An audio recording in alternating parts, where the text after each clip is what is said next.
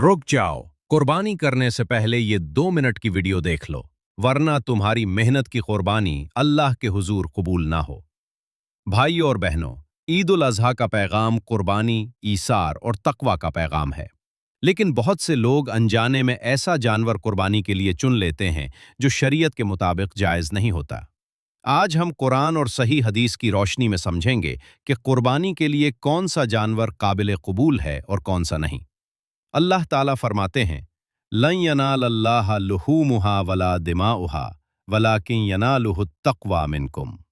अल्लाह तक न उन जानवरों का गोश्त पहुंचता है न खून, बल्कि तुम्हारा तक़वा पहुंचता है। इस आयत से वाज़े है कि कुर्बानी का मकसद गोश्त खाना नहीं, बल्कि अल्लाह की रज़ा और दिल का इखलास है। इसीलिए रसूलुल्लाह सल्लल्लाहु अलैहि वसल्लम ने कुर्बानी के जानवर में सेहत, हुस्न और बेऐबी को ज़रूरी करार दिया। कौन से जानवर जायज़ हैं? पहला, ऊंट। उम्र कम से कम 5 साल होनी चाहिए। एक ऊंट 7 लोगों की तरफ से कुर्बानी के लिए काफ़ी है। दूसरा, गाय, बैल, भैंस। उम्र कम से कम 2 साल।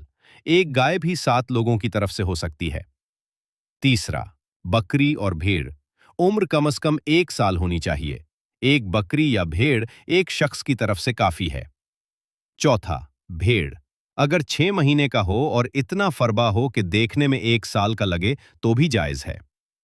कौन से जानवर नाजायज़ हैं? रसूलुल्लाह सल्लल्लाहु अलैहि वसल्लम ने फरमाया, 4 किस्म के जानवर कुर्बानी के लिए काफ़ी नहीं हैं। वो जानवर जिसका अंधापन ज़ाहिर हो, एक आंख भी बिल्कुल ज़ाया हो तो कुर्बानी नहीं होगी। वो जानवर जिस पर बीमारी के आसार ज़ाहिर हों, कमज़ोर, सुस्त, बुखार वाला जानवर जायज़ नहीं।